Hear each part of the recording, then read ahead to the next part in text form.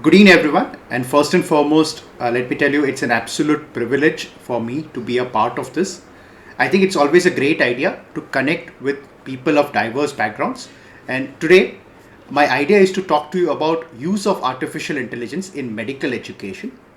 Now, the idea here is, I'm going to talk mainly on medical education, but I'm sure this same thing, the same principles, can be applied to other forms and other education. So, and primarily, my idea today is to maybe spark some ideas in your brain to give you some insights of the medical field, also to give you some insights of some of the work that we've been doing, but primarily, like I said, to spark some ideas of innovations in your mind. I think that is probably the purpose of my life to basically give share ideas and to collect ideas from other people. So that's what I primarily do in my life. So I'm going to share some of the innovations that we have done in this particular field.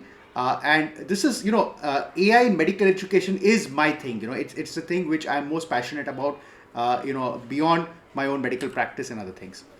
So let me tell you about myself. I am a consultant endocrinologist. Endocrinologist is a doctor who deals with diabetes, thyroid, and hormonal problems.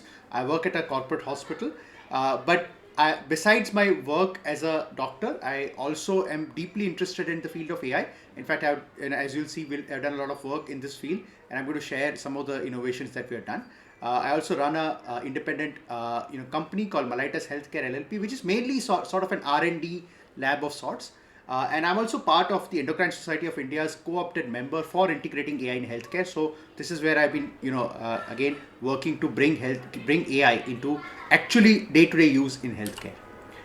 So let's talk about medical education, and let's talk about what it means to become a doctor, or how one goes through the process of becoming a doctor. So you start with a medical student, right? The MBBS students, they are fresh out of school. They mainly learned the things in benches in their schools, and they're now thrust into a world which is both exciting as well as challenging. And they do their medical studies, they finish their MBBS and go on to become intern doctors, which is 1 year of internship, which all doctors, it's mandatory for all doctors to do. And this internship is a period when they learn the actual clinical skills, right? They work in hospitals with senior doctors, and they acquire all the skills which they do for independent practice. But at the same time, in today's world, it's a competitive world, so they do a lot of preparation for their postgraduate entrance exams as well. And once they get into post-graduation, they become what is known as a resident doctor or a postgraduate doctor. A postgraduate trainee doctor works for 3 years in a hospital. It's a very grueling, challenging period of one's life. And then they graduate from that and become practicing clinicians. They either become practicing doctors, or some of them take up academic posts. And in medicine, a lot of the times you wear both the hats. So you are practicing as well as the same time you are doing academic work as well, like I do in my life. So one hat I wear is that of a practicing clinician, but I also wear the hat of an academician also. So that a lot of doctors also do this dual kind of thing, where they do the academic work as well as clinical practice.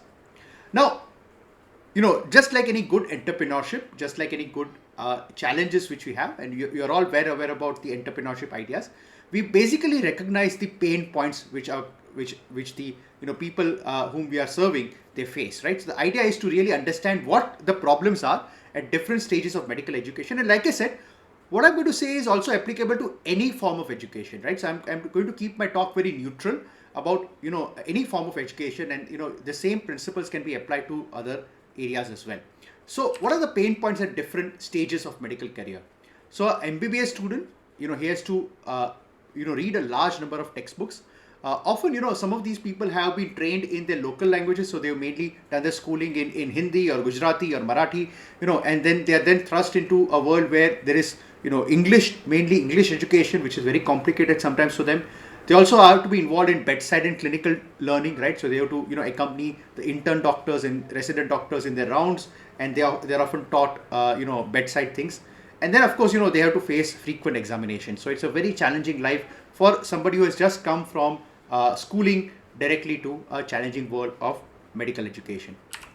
And then one becomes an intern, and in the intern's period, you have, of course, have to learn the clinical skills, but at the same time, you have to then prepare for entrance exams, right? They have to go for postgraduate entrance exams. So it's a dual 1 year, again, very tough period of time, where they have to both learn their first time thrust into a hospital where they have to work independently, but at the same time also prepare for their future as well.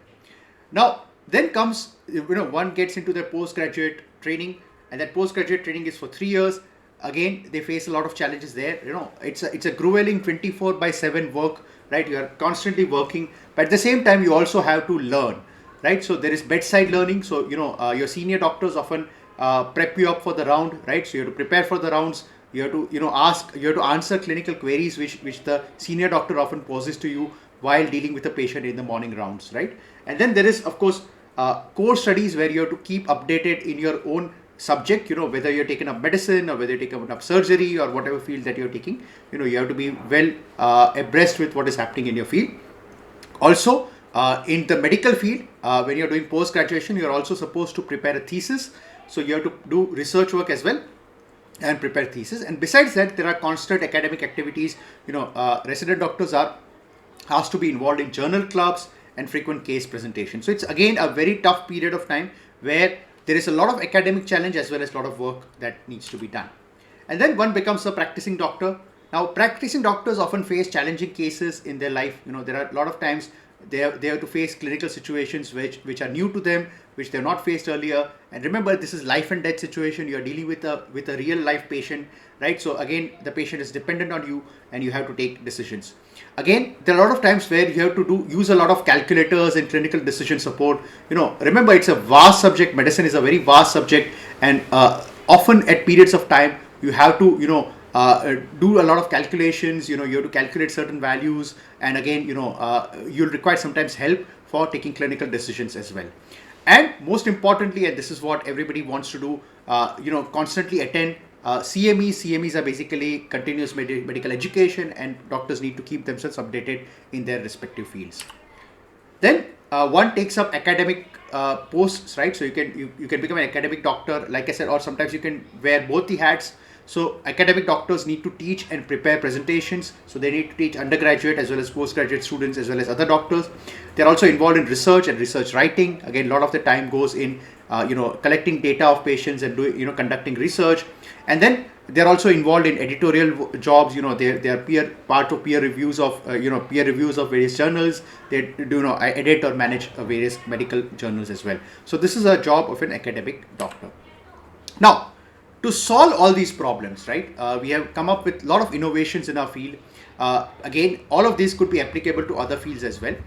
So my journey basically started with, it now looks almost like an earlier life. We actually started with, we made something almost a year back, which was called Endo AI. We have shelved this currently because of reasons, because it was a little expensive to keep it running. It became very popular in very short period of time.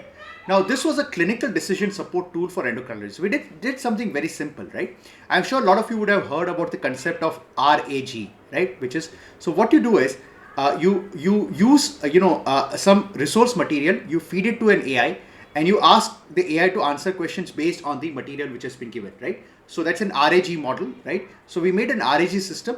There was, an available literature on endocrinology, which was freely available online, which is called the Endo books, right? So there are a lot of endocrine books available, right? And we talked to the editors of these books, and then we asked them that whether we could incorporate their material into our Endo AI system. It became very good, right? Again, it was just an MVP or a prototype, but it was something which a lot of doctors found very useful. And again, as a proof of concept, it was something which was very useful, and it was very helpful for both resident doctors as well as practicing doctors who wanted quick information on their hands at the thing, right? So I'm going to show you how Endo AI, of course, like I said, it's currently, we have shelved it because of mainly for cost reasons, but I'm going to show you how it looked like, right? So this is the Endo AI system, right? So of course, this is a recording of mine earlier. For example, let's say you have chosen the topic of obesity, and you have a question on obesity, so you can ask this question. So what are the causes of obesity in in adults, right? So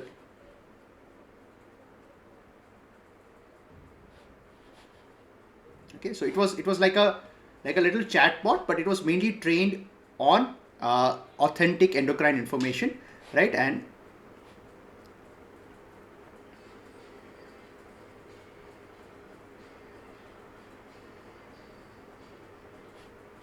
right? So you can say, how can I reduce my weight, right? So it will give you answers. This was of course mainly meant for doctors, and again, to give at hand information. Now this is something which is very simple to do. Again, in today's world, of course, when we built this, we had to do a lot of coding at back end, but now in today's world it is very simple. There are no code tools available for you. So whether you have a journal article, or you have your textbook, you can all put it up into a system and ask the AI to basically answer questions based on that. So it's something which is very intuitive, very easy, right? And it'll be very helpful for your students also to really, your lecture notes and your presentations, you can all upload into a system where you can then ask it to answer question. Now there are a lot of no code tools readily available for doing this, right? Now you don't need to do a lot of coding in this. We actually coded this, but now it's very easy to do it without coding as well. So there are a lot of tools available now for you to, in fact, you can use the generic chat GPT also and other things also to directly develop a tool like this for your own personal use case, right? Now then of course we built something which was very useful for again practicing doctors. We developed a award-winning clinical decision system. We actually got multiple awards on this. We got the RSSDI research grant. RSSDI is the body for which represents mainly practicing diabetologists or people who deal with diabetes management. And we got a grant from RSSDI. We also got, and recently we got an innovation award based on this thing, right? So it's something which is very helpful for practicing doctors. The idea is very simple. Now, when you're practicing as a doctor, you get a lot of information, right? So when you're again practicing diabetes, you look at the patient's weight, the patient's blood sugars, you look at the other complications which the patient may be having, and then you integrate all of this to generate a prescription, right? So what we did, we actually made an intuitive system where it develops, and I'm sure you would have heard about this term, precision medicine, right? So the world is moving towards something called precision medicine, where everybody wants the right medicine for the right disease. So we made this, we took all the user inputs, it puts it through a precision medicine engine, goes through a personalization filter. So again, there'll be patients who say, okay, give me a cheaper drug, give me a more expensive drug, so all this personalization things. Some people will prefer injectable, some people will prefer oral medicines, right? So all these things we put into the system, and then it will generate an output based on the algorithm. And then of course, you as a doctor will have an opportunity to modify the treatment and then get the final prescription, right? So we have put a QR code here. It's still available. We are now kind of refining it to make it like a usable app on a mobile phone. But what we developed is still available on diabetology.co.in, and you can use this QR code also to see how it works. So to show you the system, right, on the first screen, you select the patient's initials and other things. Then you go and enter all the patient data. So for example, you can see here the clinical data of the patient, age of the patient, the gender of the patient, whether the patient is a smoker or not, whether the patient has history of cardiovascular disease, whether they have any swelling in the pancreas, and so on and so forth. And then it generates the recommendation, right? So does this patient need insulin? Probably, looking at the data, the patient may need insulin. Where does the patient stand as far as their kidney disease is concerned? Where does the patient stand as far as their cardiovascular disease is concerned? You'd have heard a lot about diabetes reversal these days. Of course, that's a different aspect, but there is a term which is actually scientific called diabetes remission. So whether the patient is a candidate for a diabetes remission or not. So all these things you'll get, and then it will generate the treatment, and also generate the, it'll give you explanation why each of this treatment is recommended for the purpose for which it is recommended, and other things as well, right? So, and then the doctor can modify the prescription, add the brand name of the drug, change the dose of the drug if required, and then it will generate the final prescription, which looks something like this, right? Along with the instructions. And we also had the option of having instructions in local language also. So the instructions can be changed to Hindi or English or Gujarati or whatever language you feel the patient can understand. So all that thing can be done, right? So this is the final prescription which generates based on the clinical data that you put. So this is what we did. Again, something which another innovation. I'm sure this innovation will be very useful to you also in your own day-to-day academic work. So we made a simple Apple shortcut for summarizing journal articles. So all you have to do is that I'll just show you how it works here on the screen. So you take a journal article, right, and then share it. If you have an Apple device or if you have a iPhone or something, you just share it. You would have heard about shortcut options in this. So you just go, this shortcut, you just go through that. We'll of course need a Chat GPT subscription, but now of course, Chat GPT also allows, so this now works even if you have a free subscription also.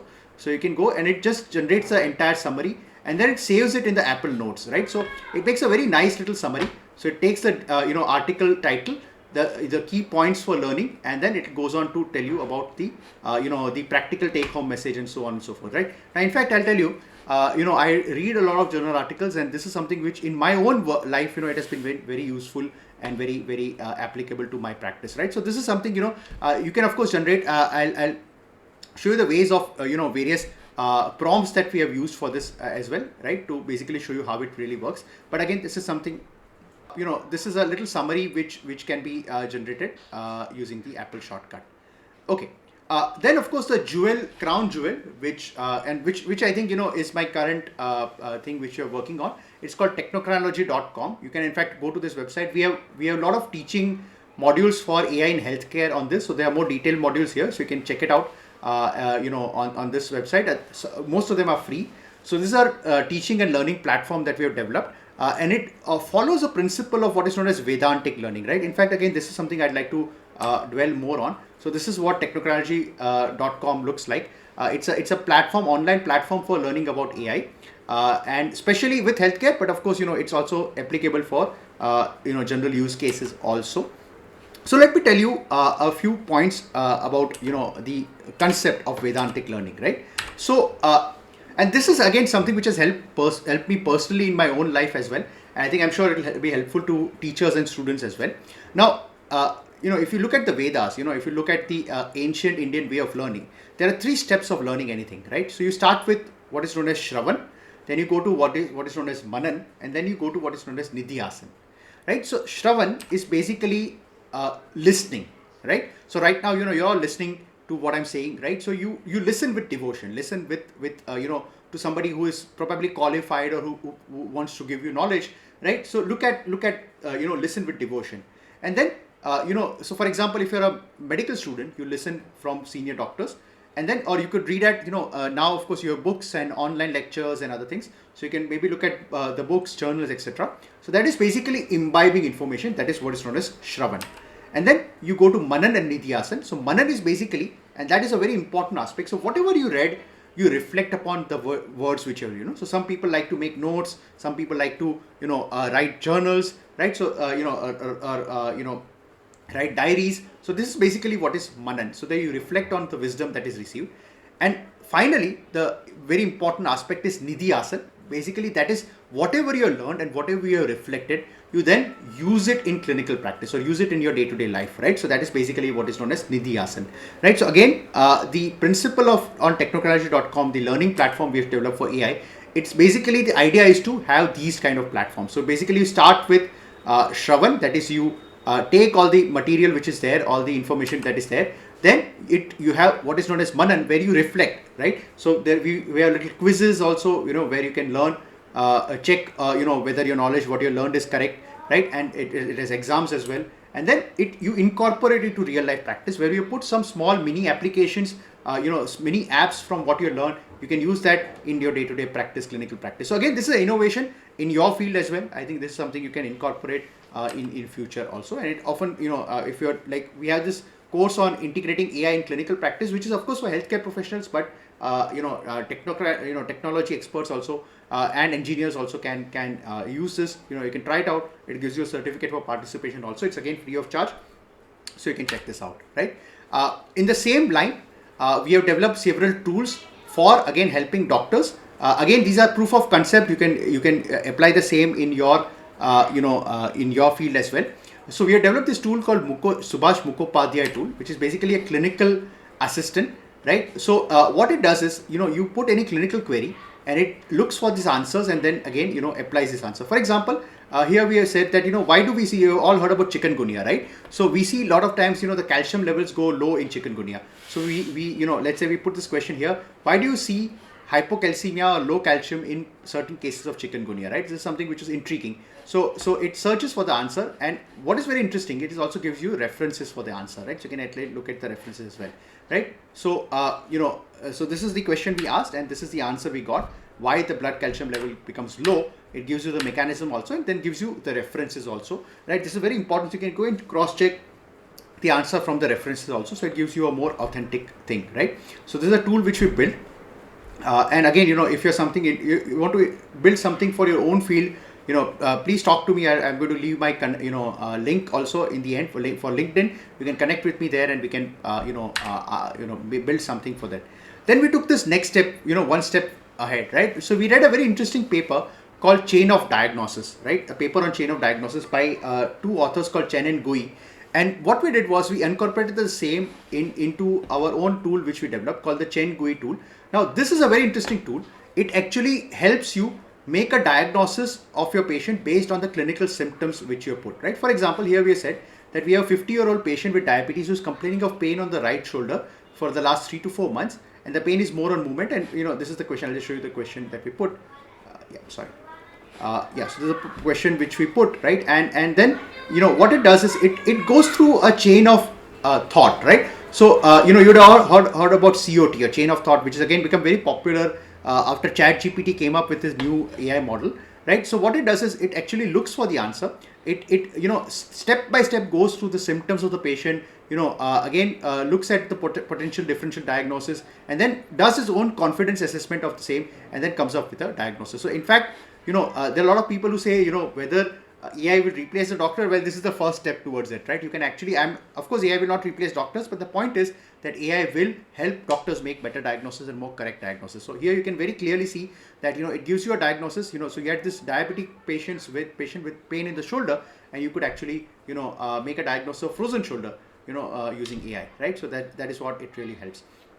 Another innovation we have done mainly for doctors is what is known as bench to website, right? So the bench to website idea is that any clinical paper, right? So we had this clinical paper by Robin Garg and Sabha Menon, a very interesting paper. And what we did, so you have all this information which is there, but how do you use this information in your clinical practice, right? So again, we made this clinical tool. So all these clinical papers from India, we are now trying to convert it into usable tools which doctors can actually use in their practice. So for example, in this, there's a disease called Cushing syndrome, right? So we are looking at this paper, very interesting paper from India, from Mumbai, which looked at, potential different cutoffs for, the same. And all we did was we took this paper, asked AI to develop this into a useful clinical application, right? So it made it into a clinical application, and then, it becomes more useful for doctors to really use in their day-to-day practice, right? So again, this is something which, if you have some very interesting papers which are there, especially from India,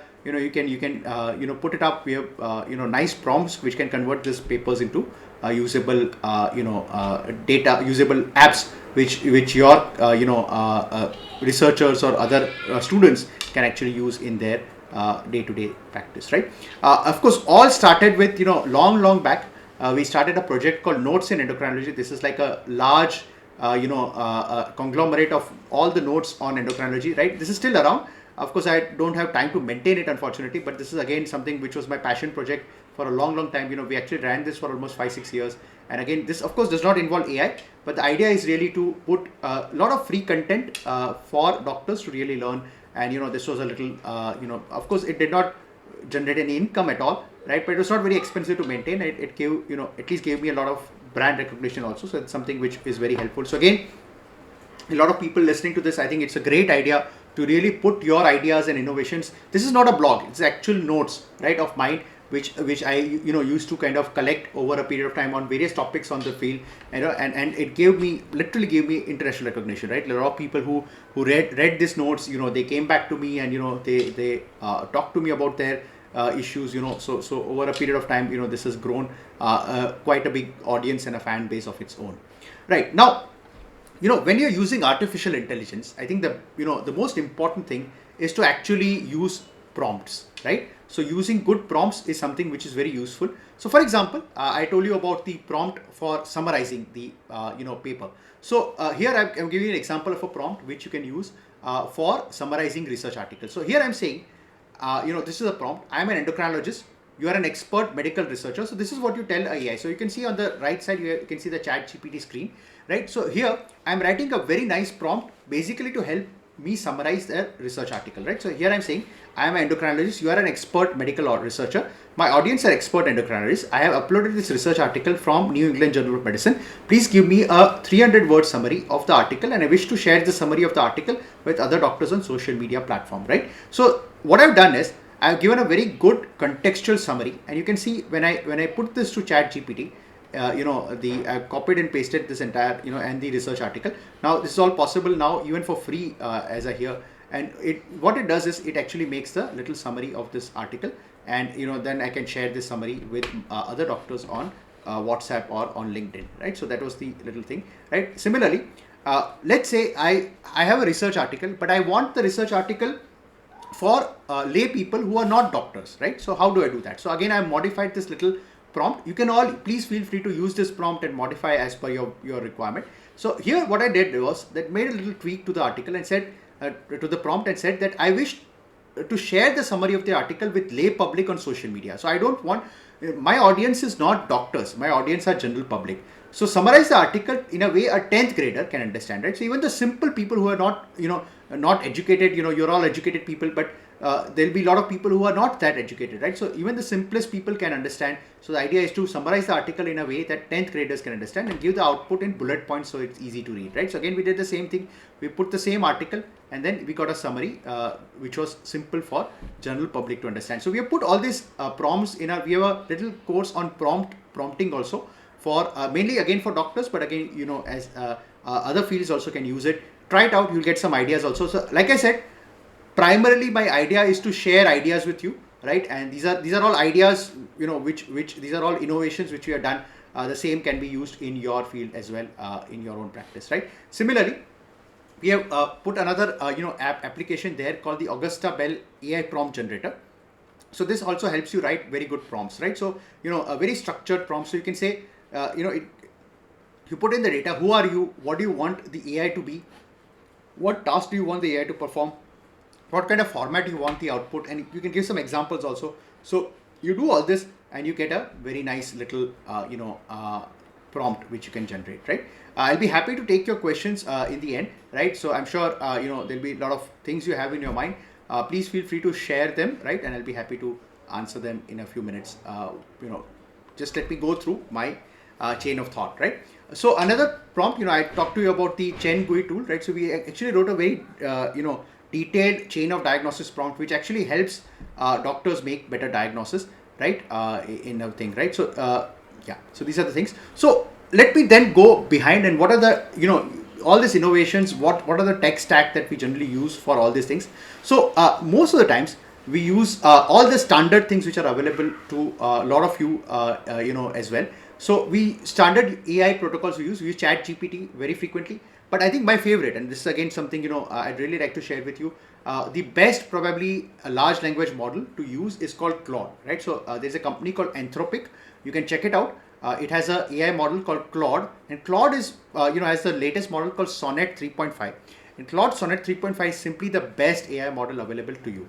Now if you want to use AI for research, for searching, then you should probably not use ChatGPT or Claude. You should use a thing called Perplexity, right? So Perplexity is an AI search engine. Again, this is something I use day in day out in my routine use cases. So Perplexity is actually made by a guy called Arvind, who is an Indian, right? So his founder is an Indian, and it has now got a in fact at one point they used to say that Perplexity is actually going to replace Google in future. So I think a very interesting idea. You can search it out. You can it's free to use as well. It has paid versions also, but Perplexity is something which I really insist that if you're doing research, Perplexity is something you can use, right? The learning module, the technology.com which we built it using an application called Thinkific, and lot of our applications that we develop it using Streamlit Python, right? I'm actually quite well versed with coding in Python. So we use a library called Streamlit, which basically helps you make front end for Python also. So not just the back end, you can actually have front end web applications using Python, right? This presentation, and if you want AI to make presentations for you, you can use this presentation is also made using the same. There is a very nice application called Gamma which helps you make very good presentations.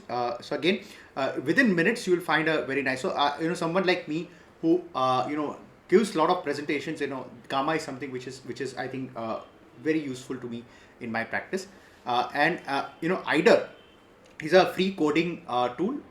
So again, this mainly uses the terminal for coding. But it's very useful. I think a very nice intuitive coding platform. So again, you want to write code or you want to edit code, I think IDER is something, this is available freely on GitHub. You can check it out. And Docling is a free Python library, which actually I think it's one of the best libraries which I've recently used.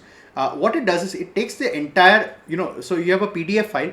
It takes all the text from the PDF file. It takes all the tables from the PDF file.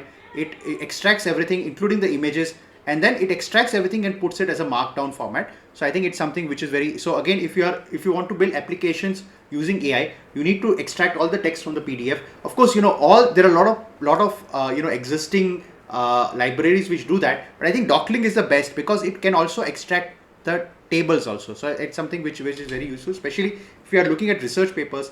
Tables, they have a lot of tables, and tables have a lot of useful information. So all that is also taken up by Docling. So in future, of course, there are these. I'm just beginning. Like I said, a lot of times, my idea is to have mainly a lot of research and innovation. I'm not an entrepreneur. I'm a R&D person, right? So I, of course, want to take a lot of these research ideas further, right? So one idea which I'm really looking at and which is really I'm passionate about, and if any of you wants to be part of my journey here, I think this is something I'll be happy to collaborate as well. So the idea is really, so like I said, this is something I want to do for MBBS students. Like I said, a lot of the times the MBBS students are have difficulty in reading textbooks which are very complicated. Medical textbooks are very complicated, and almost never they are able to read journal articles because they are way complicated for them to read. So what we do is we take any textbook chapter or journal article, we extract the entire text and images using Docling, and we make it into paragraph by paragraph. We make it very simple, right? We make it easy for a MBBS student or a lay person also to understand, and then we can help a medical student generate notes from that, generate flashcards from that, and generate MCQs, multiple choice questions also from that. So that's something which will be useful, right? So again, this is somewhere I'm looking at. We can look at collaboration. I am primarily from a medical background, right? But like I said, I have a lot of interest in AI. I can code as well, and have been doing this for a long time. Right, so I will be happy to take collaborations further. In the light of collaboration, like I said, I'm part of Endocrine Society of India. I'm executive member of ESI, which is the largest body for endocrinologists in India. We are coming up with an innovation laboratory. We are trying to partner with some of the large engineering institutions. So we are trying to develop something called the Scientific Artificial Intelligence Lab with the Endocrine Society of India, and take actual this a lot of thing is talk, but I'm the guy who actually wants to use this. I want doctors to start using AI in their day-to-day life, right? And that is the main purpose of the entire thing, right? So what we are doing is we are looking at ideas which me or some of the other maybe engineers also can help mentor, maybe entrepreneurs can help take it into a marketable solution as well. So that's the whole idea. We're also planning to come up with a computational medicine fellowship. This we'll have two wings of it. This was an idea again which has been in my mind for a long time. I almost came close to starting it, but for some other reasons we didn't. The computational medicine fellowship is basically has two arms. One is for doctors or healthcare professionals, and the other is for engineers, right? So the doctors will get access to learning how to code and learning how to use AI, whereas the people who are from the engineering background, they can actually get access to medical information. They'll be getting access to how hospitals function, how real life medical practice functions in India. So we are trying to make this computational medicine fellowship in future. And again, please follow me on LinkedIn, and wherever this comes up, I'll be happy to share. Right. So my idea, what I am basically, I'm a conduit between the industry, the engineering world and the medical world. Again, this is a position I hold very closely to my heart, and this is something I'd really like to kind of pursue, right? So you can follow me on Twitter. We'll be happy, like I said, to collaborate and take a lot of these further. And I'm highly omnipresent on LinkedIn as well. So this is my LinkedIn profile. This is what it looks like on LinkedIn. So you can check it out, and you can follow me and you can connect with me. I'll be happy to, like I said, do a lot of collaborative work wherever